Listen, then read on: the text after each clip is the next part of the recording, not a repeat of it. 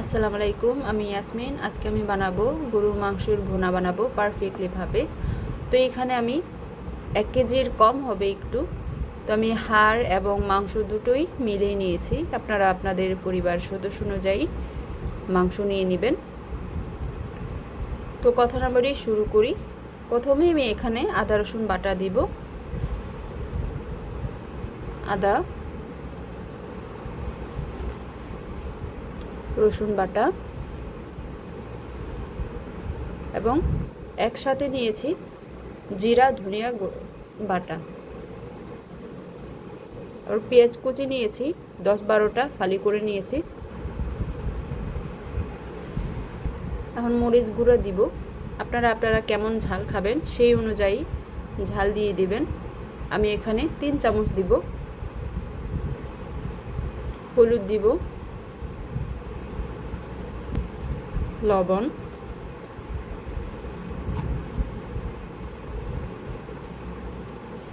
এখন তেল দিয়ে সব কিছু মেখে নিব। তেল,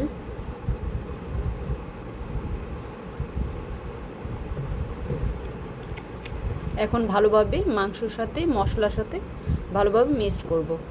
তো আমার মিক্সড করা ভালো হয়ে গেছে। আমি এটাকে এখন 10 মিনিট করে রেখে দেব, রেস্টে রেখে দেব। আমার 10 মিনিট হয়েছে, মাংস ওইভাবে রেস্টে রেখে দিয়েছিলাম। তো এখন আমি রান্নায় চলে যাব। কড়াই বসিয়ে দিয়েছি, এখন আমি গরম হওয়ার জন্য একটু অপেক্ষা করব।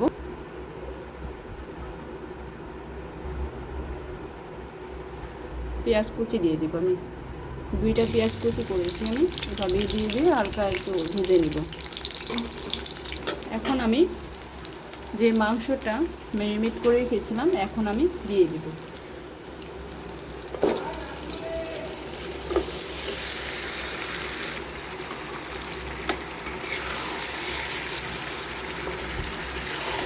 আগুনের হিটটা মিডিয়ামে রাখবেন। মিডিয়ামে রেখে এবারে ভালোভাবে তেলের সাথে মাখিয়ে নেবেন। মাংস কষানোর সময় খেয়াল রাখবেন যাতে নিচে লেগে না যায়। যা পুড়ে গেলে তাহলে কিন্তু মাংসর যে ভুনাটা আসলে এটা একবারে বাজে হবে, ভালো হবে না, গন্ধ গন্ধ করবে। তো এইভাবে একটু পরপর করে এভাবে নেড়ে দিবেন।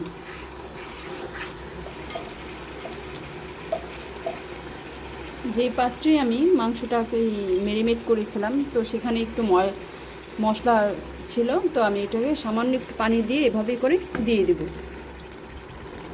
তো এভাবে বেশি পানি দিবেন না।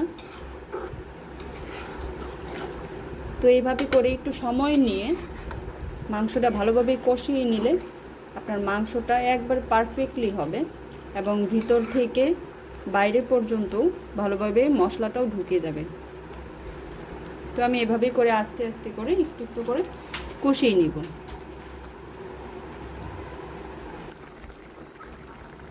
তো এইভাবেই করে আমি ভালোভাবে কষিয়ে নিব। দেখতেই পাচ্ছেন মাংস থেকে এক্সট্রা পানি বের হয়েছে। তো পানিটা ভালোভাবে আমি শুকিয়ে তারপরে আমি এটাকে গরম পানি দিয়ে দেব। তো এইভাবে করে আমি অনেকক্ষণ ভালোভাবে কষিয়ে নিব। সময় নিয়ে কষাবেন, যতই কষাবেন মাংসটা ততই আপনার মাংসটা স্বাদ হবে এবং খুবই খেতে ভালো লাগবে।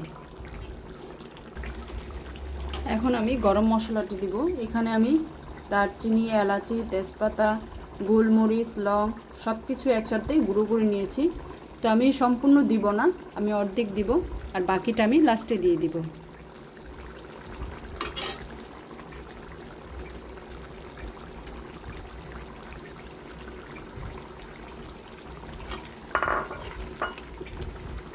এটা আবারও আমি একটু ভালোভাবে মাংসের সাথে মাখিয়ে নিব।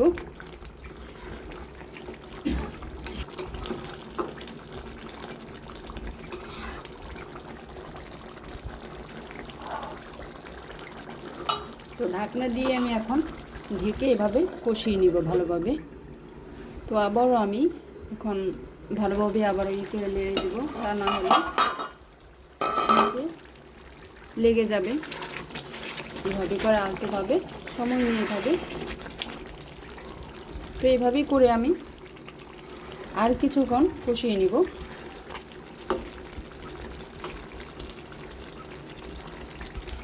এইভাবে করে একটু একটু পরপর এভাবে লাড়িয়ে দেবেন, তা না হলে পুড়ে যেতে সম্ভাবনা বেশি থাকে। তো আপনারা দেখতেই পাচ্ছেন কালারটা দারুণ হয়েছে এবং মশলাটা মাংসের সাথে একবারই লেগে যাচ্ছে। তাহলে তখন মনে করবেন আপনার কষানোটা হয়ে গেছে। তো যখন আবার দেখবেন আরেকটা পদ্ধতি আছে যে কিভাবে আপনার মাংস কষানোটা পারফেক্টলি হয়েছে বা কষানো হয়ে গেছে। তো যখন দেখবেন এই তেলটা বেশি উঠেছে উপরে, তো তখন মনে করবেন আপনার মাংসর কষানোটা একবারই হয়েছে। তো তখন আপনারা পানি দিয়ে দেবেন।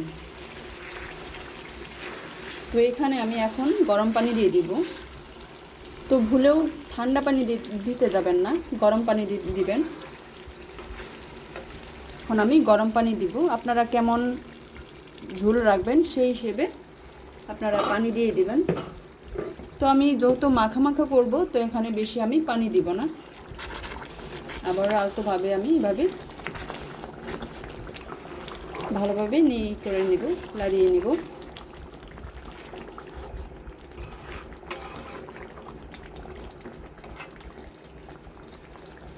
এখন আমি ঢাকনা দিয়ে এভাবেই মিডিয়াম আঁচ করে রেখে আমি এটাকে ভালোভাবে রান্না করে নেব।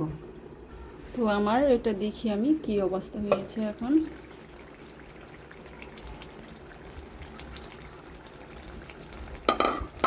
তো আমার মাংসটা কিন্তু পারফেক্টলি হয়ে গেছে ভুনাটা। এখন আমি এখানে যে বাকি যে মশলাটা রেখে দিয়েছিলাম, এখন আমি এখানে দিয়ে দিব।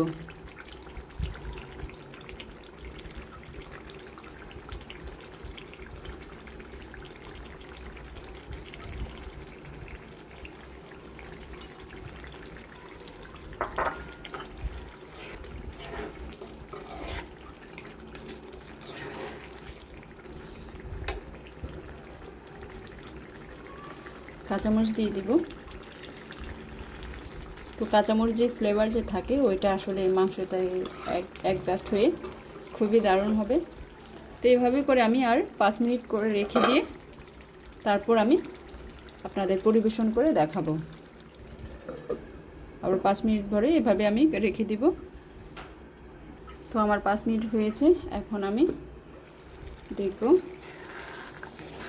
আমার মাংস পারফেক্টলি হয়ে গেছে। এখন আমি পরিবেশন করে দেখাবো আপনাদের যে কেমন হয়েছে। কালারটা খুবই দারুণ হয়েছে কিন্তু। এখন আমি আপনাদের পরিবেশন করে দেখাবো।